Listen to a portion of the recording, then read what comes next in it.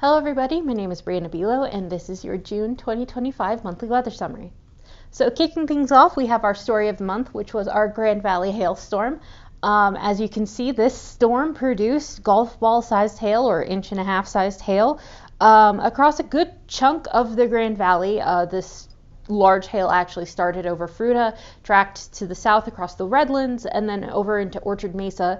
And I mean, this hail is the size that could do damage to cars, to roofs, to you if you're unlucky enough to be out in it. Yeah, I mean, this was definitely, and this was the first couple of days of the month. So the month of June really started out with a bang. And this was not the only severe storm we actually had that week in the Grand Valley, which is relatively impressive. We typically don't see thunderstorms like this, and certainly not at that time of the year. So definitely an interesting one.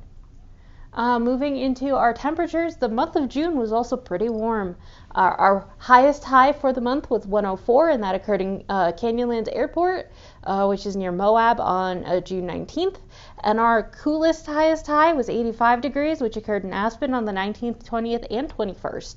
And as you can see by these dates, the vast majority of these highest high temperatures occurred right around June 19th.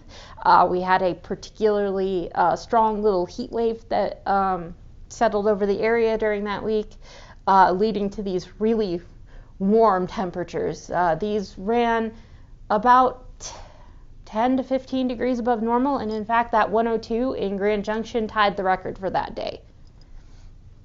Looking at our coldest temperatures for the month, our coldest low was 32 degrees in Craig on the 4th, and our warmest coldest low was 51 degrees in Grand Junction on the 5th and the 7th. A little bit more scattershot here as far as temperatures are concerned.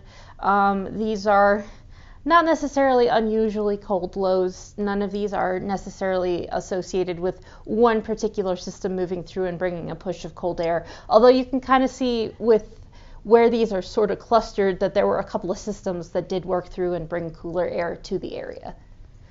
As far as precipitation is concerned, I mean, still not awesome. I would really like to see all 10 of these be green and saying above normal precipitation, but we did get 4 sites with above normal precipitation in the month of June, so I will take it over all sites being below normal.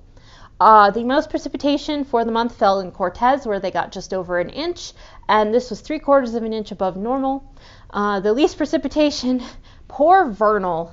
If you saw any of our winter summaries, you'll know that Vernal made it through the winter with about just a trace every month.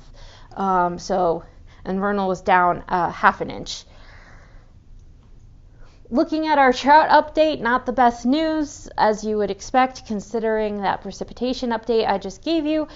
We do have a wide swath of D3 extreme drought through portions of northwest Colorado through central western Colorado, and then still the little sliver of D3 in the southern San Juans. The rest of the area is majority D2 severe drought or D1 moderate drought pockets, and a single area along the divide still seeing some abnormally dry conditions. But overall, between last month and this month, we have definitely seen drought conditions worsen across the area, which is not unexpected considering the month of June was overall warmer than normal and overall drier than normal.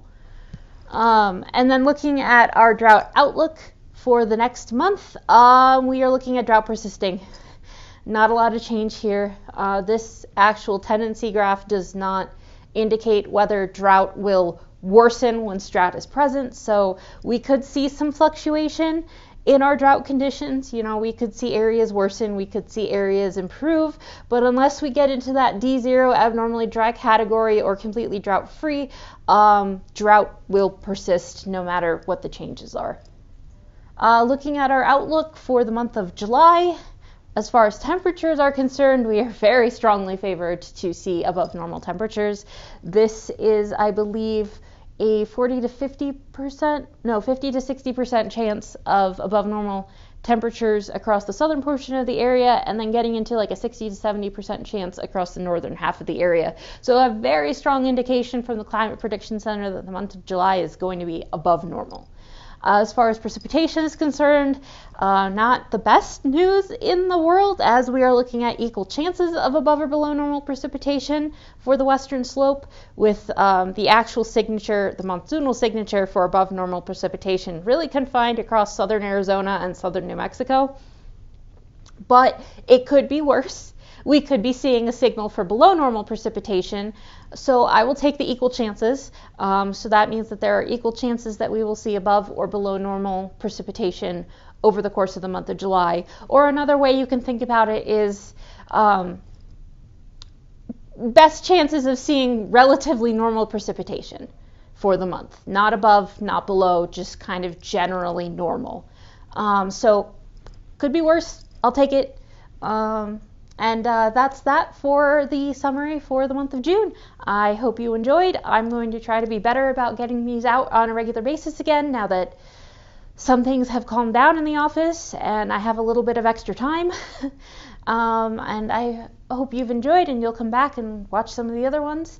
And I will link below to the written summaries for the last several months that did not have an accompanying video, just so that if you're curious, you can take a look and see what has gone on across the area through the springtime season. Thanks again, everybody.